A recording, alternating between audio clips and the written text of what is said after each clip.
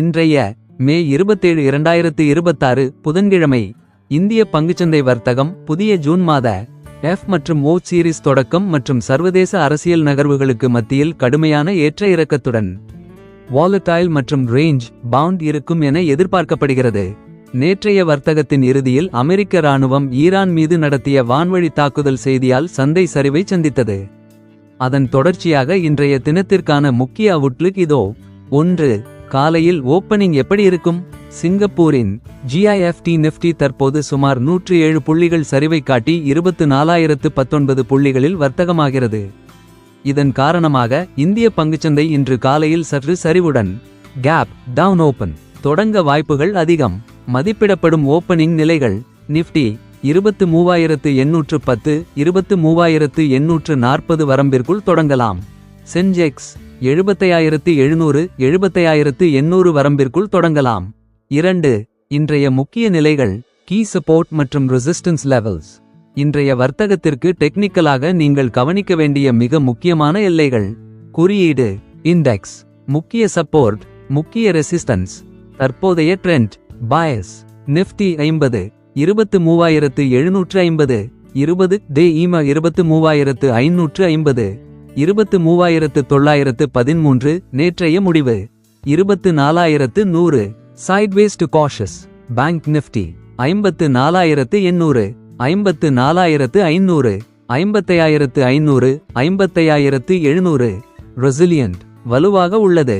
BSE Sensex 75,700 75,400 76,488 77,000.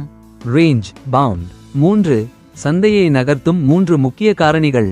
Market drivers: Iran பதற்றம் மற்றும் கச்சா எண்ணெய். கச்சா எண்ணெய் விலை பிரெண்ட் க்ரூட் பேரலுக்கு $98 நெருங்கியுள்ளது. இன்று தோஹாவில் நடக்கும் அமைதி பேச்சுவார்த்தையில் ஏதேனும் உடன்பாடு எட்டப்பட்டால் கச்சா எண்ணெய் விலை குறைந்து சந்தை அசுர வேகத்தில் மீண்டு வரும். Bullish recovery. ஏதேனும் எதிர்மறை செய்திகள் வந்தால் சந்தையில் லாப பதிவு ப்ராஃபிட் புக்கிங் தொடரலாம். வங்கி மற்றும் மெட்டல் துறைகளின் பலம். நேற்றைய சரிவிலும் நிஃப்டி மெட்டல் கூட்டல் 0.81 விழுக்காடு மற்றும் பேங்க் நிஃப்டி கூட்டல் 0.27 விழுக்காடு ஆகிய துறைகள் பாசிட்டிவாகவே இருந்தன. நிறுவன முதலீட்டாளர்களின் FIIS DIIS ஆதரவு இந்த துறைகளுக்கு இருப்பதால் இன்று சந்தை சரிந்தாலும் இந்த துறைகள் சந்தையை தாங்கி பிடிக்கலாம். தைவான் சந்தையின் அசுர வளர்ச்சி உலக அளவில் AI செயற்கை நுண்ணறிவு பங்குகள் மற்றும் TSMC நிறுவனத்தின் அபரிமிதமான வளர்ச்சியால் தைவான் பங்குச்சந்தையின் மதிப்பு $4.95 டிரில்லியனை எட்டி இந்திய சந்தையை $4.92 டிரில்லியனை முந்தியுள்ளது. இதனால் சர்வதேச முதலீட்டாளர்கள் டெக்னாலஜி பங்குகளை நோக்கி மாறுவது இந்திய சந்தையில் தற்காலிக தாக்கத்தை ஏற்படுத்தியுள்ளது.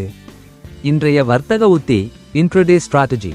இன்று காலையில் மார்க்கெட் கேப் டவுன் ஆகித் தொடங்கினாலும் பதற்றப்பட வேண்டாம்.